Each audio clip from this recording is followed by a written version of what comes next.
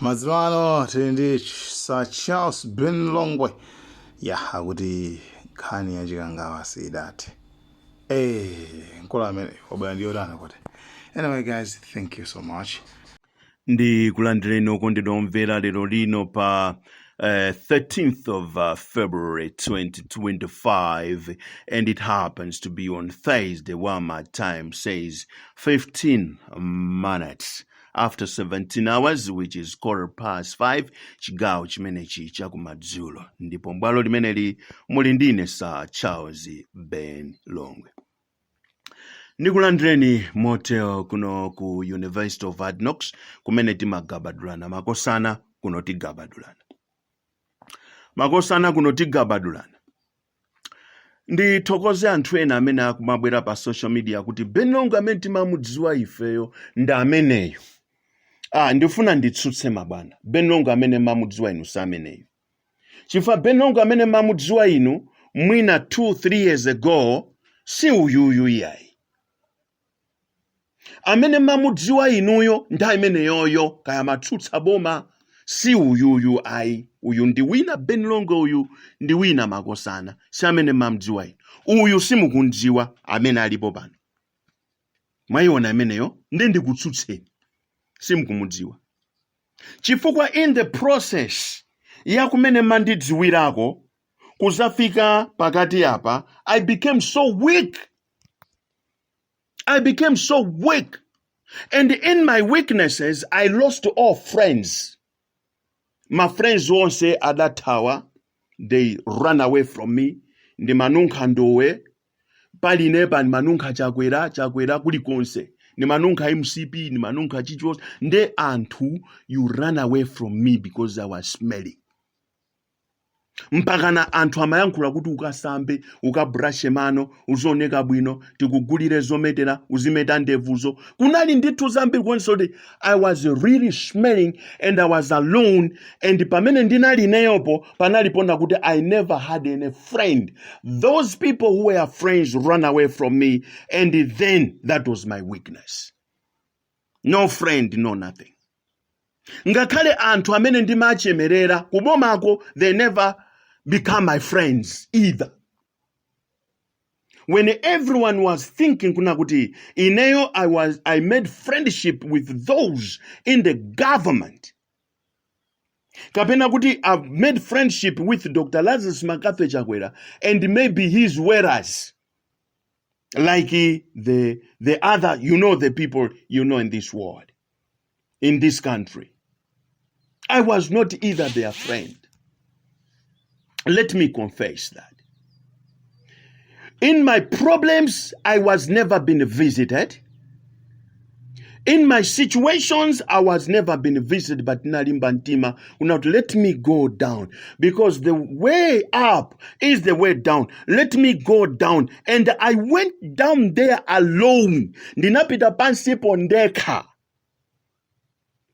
And ndimapanga survey ndikumafufuza kunati what kind of life imene tili nayo mdziko muno, how do we live. Ndinapeza kuti Malawi sitikondana, mulibe chikondi cha abale chidazilala chidapita kalekale, mwina ndi a Dr. Bakiri Muluzi mene amatuluka mboma. Kungo yatsama kukama watukwanidwa kale ndi matumbo momwe. That's what I received here in.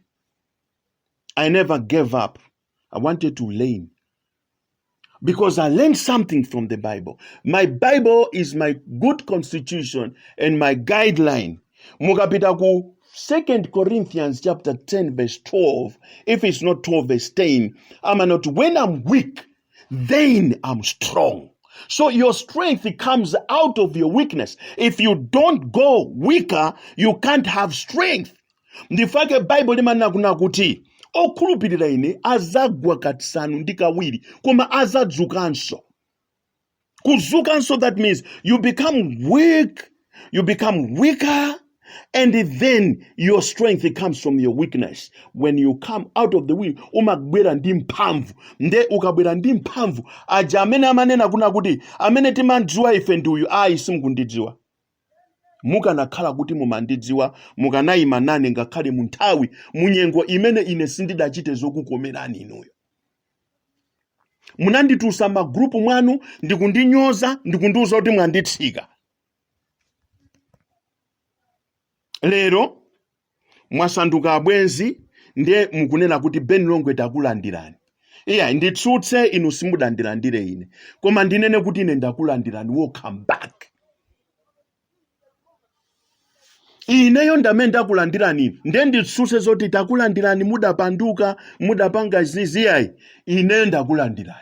Makosana ine Ben Longwe, I've got a very big heart, and in my heart there is a lot of rooms. Ma room amene ndakulandirani. No samene mudatawa. Munanditusa magroup mwanu and sinapemphe kuti mundimpange adi magroup mwanu. No, you close your groups isifuna tizambe za Ben Longwe. Ben Longwe amanunkha sasamba sameta ndevu satani. Ben Longwe anapunduka. Ben Longwe wafa wamwalira whatsoever. But let me give you a secret.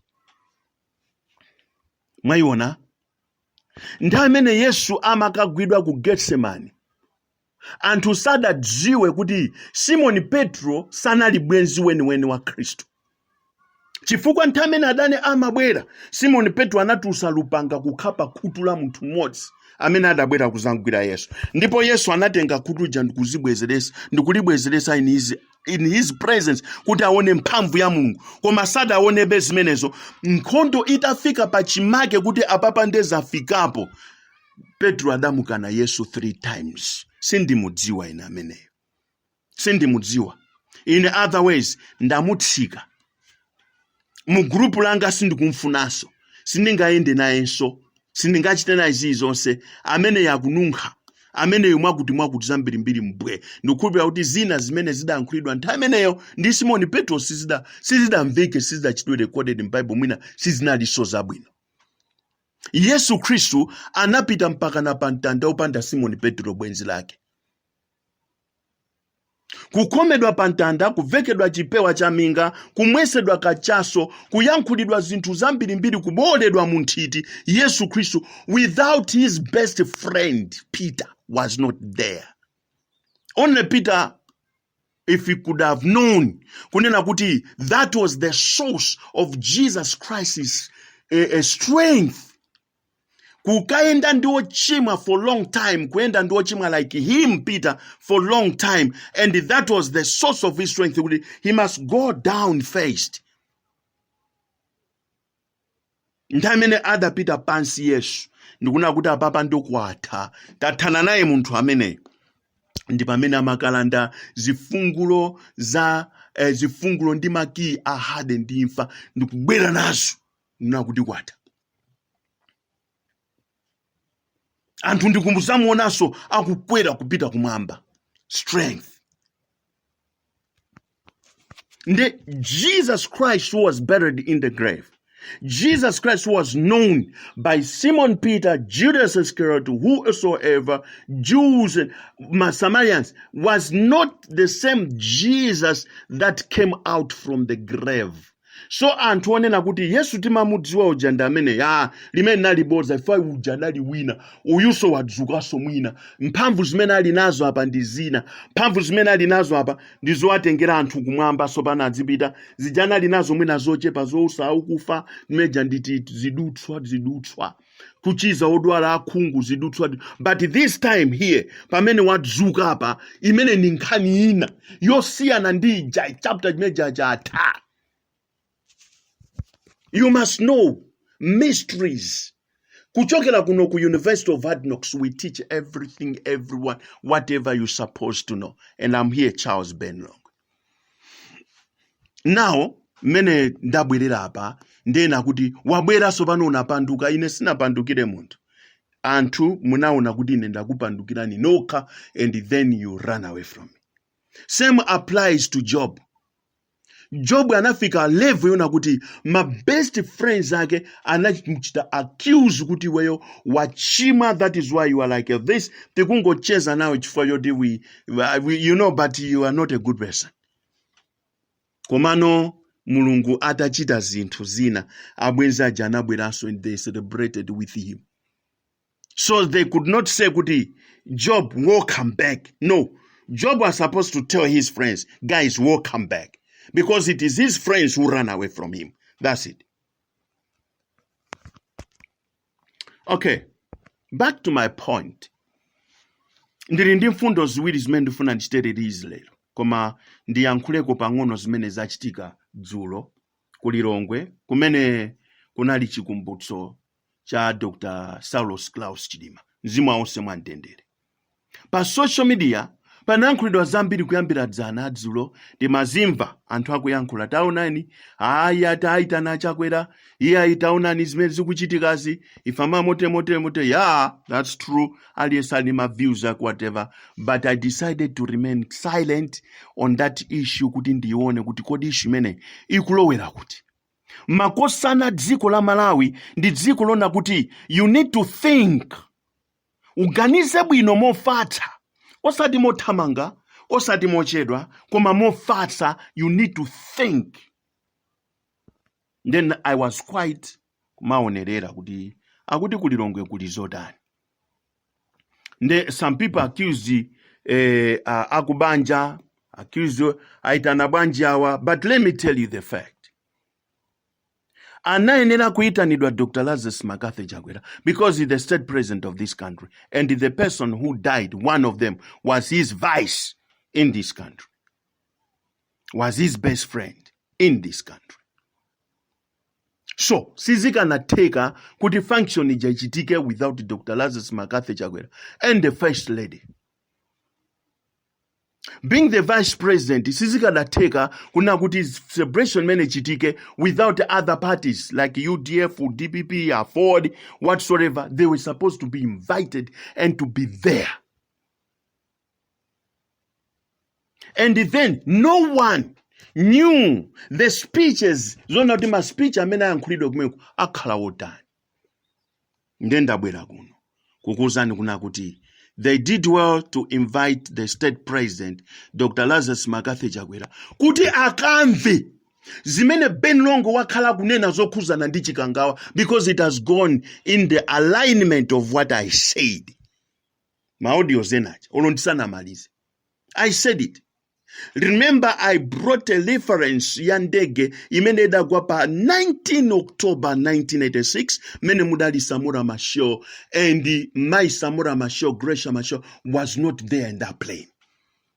But when it came to commission of inquiry, the first individual to be interviewed, zokuza ndege mene anali my Samora Machel. Tabwani kuno mutuza.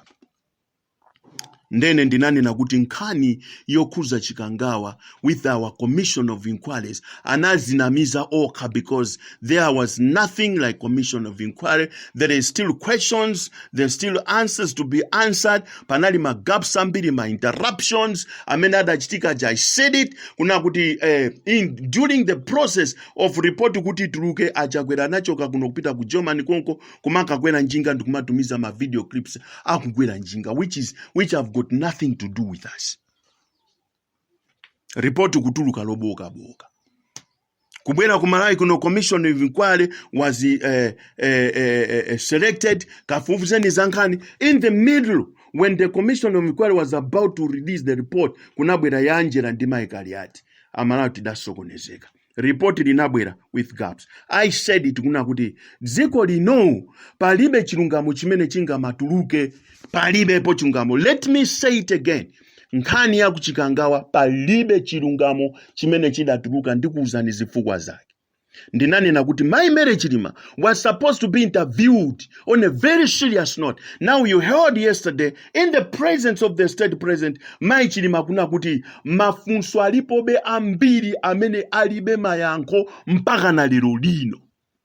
Kafukufuku ma inquiries onse aja sana bwirese zoyenerera kwa munthu ngati amene yanali opemphera okonda dziko lake, okonda chilungamo, okonda ayankhulatu kuti anali okonda zimene ayankhula Mai Chilima zija. So I told you kuti Mai Chilima knows. She knew her husband more than anyone else mudziko munomo, or even the state president did not know Dr. Saulos Klaus Chilima more than Mere Chilima herself. because they were staying together under the very same roof. So they were sharing ideas whatsoever, the threats, the fears, the good times. So Mai Chidima knew about her husband than anyone else. So no one can just come and tell her, no.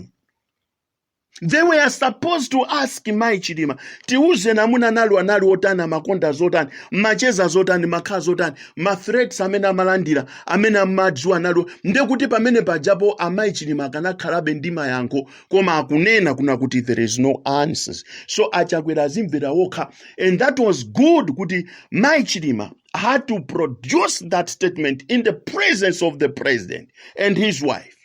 Ngakhale mahagi wa machitika sizikanalepera mabwana nakuuzani zimenezo. Ine ndi Charles Ben Longwe, galu wankotosa kandira pachabe, University of Hard Knocks. And there is no amount of police, no amount of area 30 that can arrest Mai Chidima because she produced that statement. She said it. And that is the truth of the matter. And that is what Charles Ben Longwe said kuchokera kuno ku University of Hard Knocks. Kuti commission of inquiry imene dachitika imkafukufukuja sadate ndipo ndinana kuti alipo. Ndipo shame to commission of inquiry chifatika mayankhula timakanga titukuna mizirani. Koma look at this now. Yesterday it was a shame to the whole world because that lady was speaking good English clear kwa wina aliyesolo muntu wina aliyese kuti ziko lonse lidamva zimene Mai Chidima adankhula in the presence of the president of this country. That's a shame, eh? Ndi zinthu zochitisa manyazi zimenezo. Ndifuna ndikuuzeni zimenezo. Okay. Why there is gaps because kapena neno kuti yonchi ndizayankhula mwatsatane sanefasi idati. Lero ndifuna ndipange produce ma audios okwana awiri. Koma ndiyambire imeneyi. Nditumize imene kai. Kukanakhala kuti first statement imene achakwera adalandira yokhuzana ndege ya kuchikangawa idafika kunzuzu zidatere imene kanakhala false information. Achakwera as the state president could use his powers imene adagwirisa ntchito pwachosa a George Kainja ntchito kweri ya as an inspector general. Akadagwirisa ntchito mphamvu zawo zimene ananchosera Martha Chizuma kuchani contract yake kuti yata. Akadagwirisa ntchito mphamvu zimene adachosera nduna zina ma ministries ena ndiena chifukwa is a state president. Akadagwirisa ntchito zimene adagwirisa mphamvu zimene adagwirisa ntchito poyimisa andani awa General Commander Nundwe kufa kuti nthawi yawo yati. He was gonna use those powers. Kuapanga suspend anthu amene anampasa false information at the state president ngani yokuza dziko lonse ndi zokuza dziko la Malawi ndi maiko onse amene anali tcheru kuti amve akanamva kuti a Dr. Chakwera aja achosa ntchito onse amene anampasa false information. But up until today it is like every information that Dr. Lazarus McCarthy Chakwera received concerning Chikangawa crash is accurate. Nothing is wrong. If I was the president of this country, I was going to question those people who gave me false information as the state president, because it does not concern me alone. It concerns the whole country. Zikuza dziko lonse la Malawi, ndi azipani, ndi andale, ndi maiko ena amene amakunda achiti. The state president sadachite zimenezo.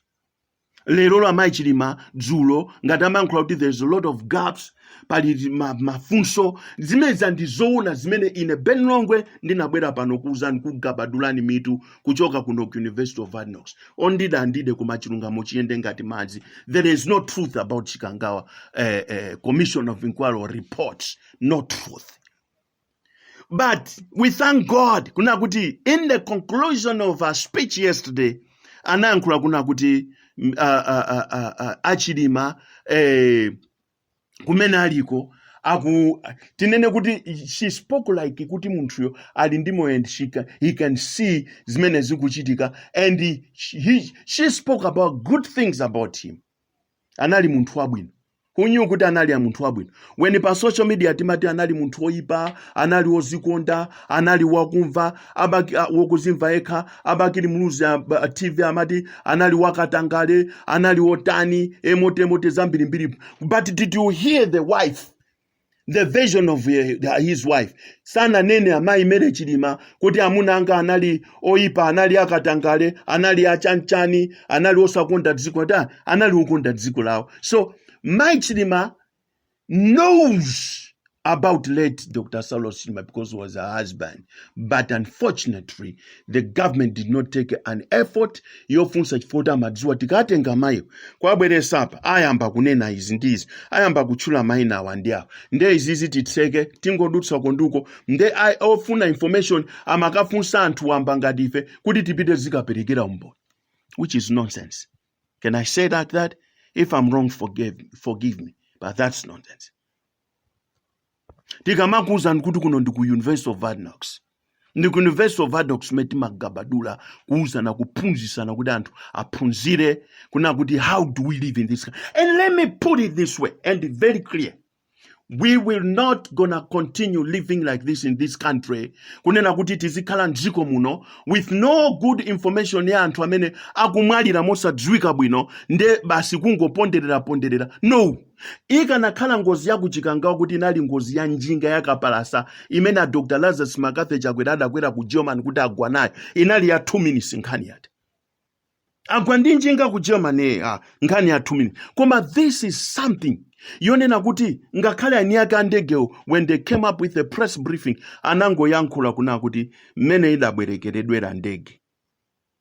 Mutibwereke ndege tipite ukuthi dapasa ndege koma kuti chimene chidatsitsa dzaye kuti ndege yawo igwe palibe chimene yankhula. Now I cannot go deeper in that because that concerns soldiers and I'm not a soldier and I'm not allowed to go there. Pamwambo wake tilekeze pamene.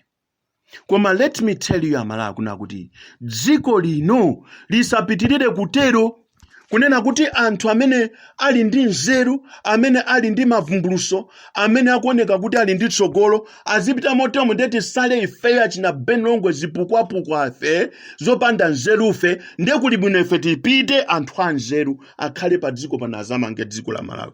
That's why ndikuyika mutu wanga panjini. I'm not afraid, not at all. Ndi manena kuti namba yanga ndio mweja 0980752284. That's my contact.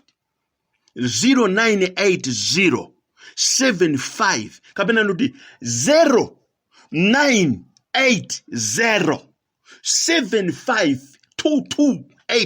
That's my contact. Pa WhatsApp, pa direct line diri kumara kunundikuwa tunkatabe. You call me direct, I will receive the call. You come, ngat phone yanga you own. Ndekutiti yankula. Koma let me tell you makosana, we are not going to live like this. Life ingati iti datana nayo 1993 afuse na Dr. Bagiri Muluzi will tell you. Ode yotsatira tfuna tikumbutsane zimene UDF idachita ndziko. Ndena kubwera kuti mukuyankhula mbali, mukutenga mbali as an activist. Let me tell you something. Sinutenga mbali as an activist. Ndayankhula audio zanga kuyankhula za DBB, ndinayankhula za legitimate. That's useless. You can't go to parliament to kapanga discuss those kind of nonsense when there is a lot of problems in this country. That's greedy, that's envy, that's malpractice. Ndizintu zosa veka bwino. You know, things like that. In there, I have to crush what is wrong and what is right. Paliso zintu zina zimene ndiko zokuzandwe. This is wrong, this is wrong, this is wrong. This tisamagwirisane nchito pa dziko pano kumayuzana yai. Mwayona ameneyo. Ndirekeze pamenepo, but let me tell you. Anthu amene munati Benongwe sobano wabwera mutakulandirania. Ine ndikulandireni. Ineyo ndikulandireni. Munatawa. Munyengo yanga yazopweteka. Simuda ime nane. Simuda ndifunse so. Benongwe chachitika nje, what's going on? Nango takutsikani ino achitsiru. Takutsikani. So matsika. Lero mukuoneka songati mwakwera. Zakhala bwanji makosana. Ndakulandirani. ine ndi Charles Ben Longwe. Ndikamati terera nyani abana, sikuti ndi mapanga zocheza, terera nyani weniweni. Galu wanko tosakandira pachabe. Sitimayankhula zinthu zamabodza, timayankhula zinthu zili accurate, zimene zili background, zimene tikuzona ndi maso. Sitimayankhula zinthu zimene ena akatiimbira phone, kuti Ben Longwe tiyankhula zakuti ena ndakanira. Don't call me, tell me things. Zimene ineyo zo mwazimva mbasi, mwazimva kameni basi, tamva zakuti tiyankhula zimene. Ineyo, I'm not here to present my nonsense, kapena my propaganda. I'm here to present the country. And when I'm presenting the country, I present the country. And when I present the country, nobody stops me from presenting my country. This is my country. And when something is going wrong, I am here. It is my responsibility to rise up and stand for my country. If I die, let me die for my country. Just like Ichilima said. Ndizafera mbendera imene. Yampadi. He's no more. Palibe okhalitsa bano. Ndikuwuza zimenezo. Next audio ndifuna ndiyankhule ndikukumbuse na Malawi zimene makamaka ku Northern Region. Zimene UDF idachita kuno. Kunothi kuno. Nde mkhale pomwepo muli ndine Sir Charles Ben Longwe. Thank you. Ngati ndayankhula kuipa mukhuluka. I'm a man. Thank you. God bless you.